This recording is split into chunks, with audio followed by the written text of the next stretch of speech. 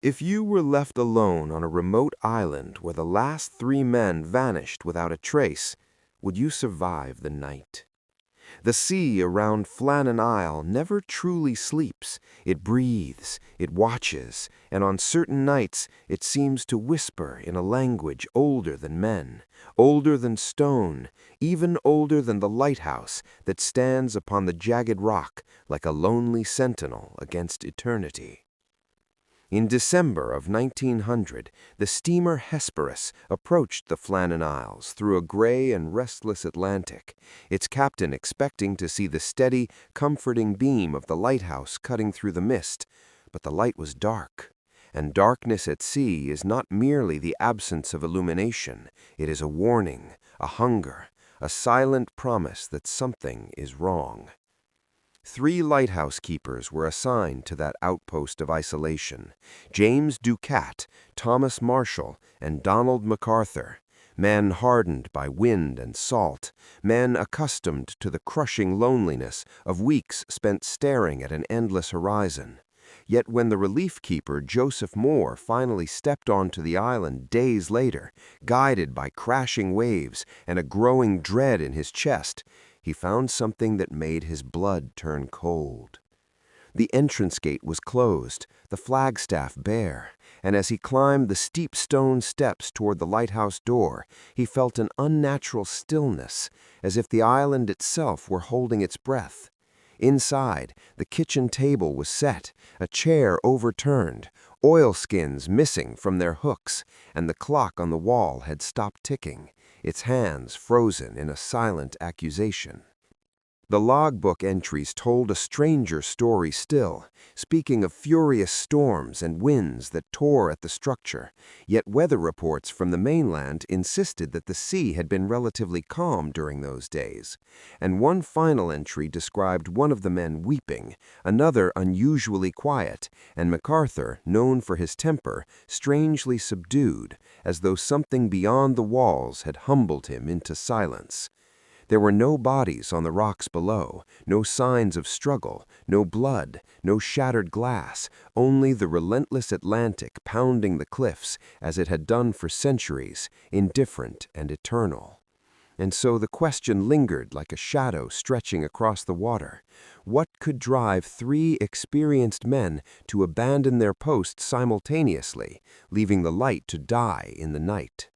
Some theorized a rogue wave had swept them from the landing while they attempted to secure equipment during a sudden swell. Others whispered of madness born from isolation, of hallucinations conjured by weeks without human contact. And a few, in hushed tones, spoke of something older that dwelt upon the island long before the lighthouse was built, something that did not appreciate the intrusion of man-made light piercing its dominion of dark.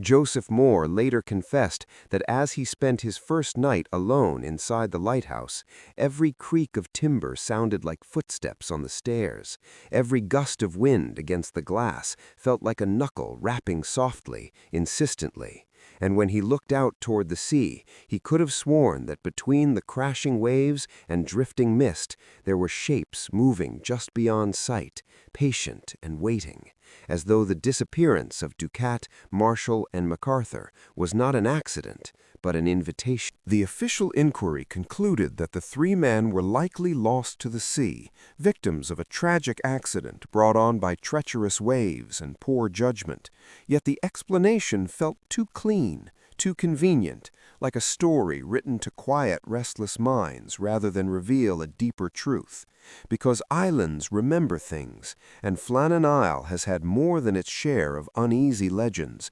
whispered by fishermen who refuse to anchor nearby after sunset. Long before the lighthouse cast its beam across the Atlantic, shepherds spoke of voices carried on the wind, of figures seen standing on the cliffs during moonless nights, and of a presence that moved among the rocks with deliberate purpose, never revealing itself fully, only suggesting its existence in fleeting glimpses and sudden silences. When modern investigators later revisited the records, they noted the peculiar tone of the final log entries, the emotional instability described in seasoned men, and the unexplained detail that one set of oilskins remained hanging inside, implying that at least one keeper had ventured out without protection against the brutal winter sea, an act so careless it bordered on impossible for professionals trained to respect the ocean's merciless nature. Imagine the scene in those final hours,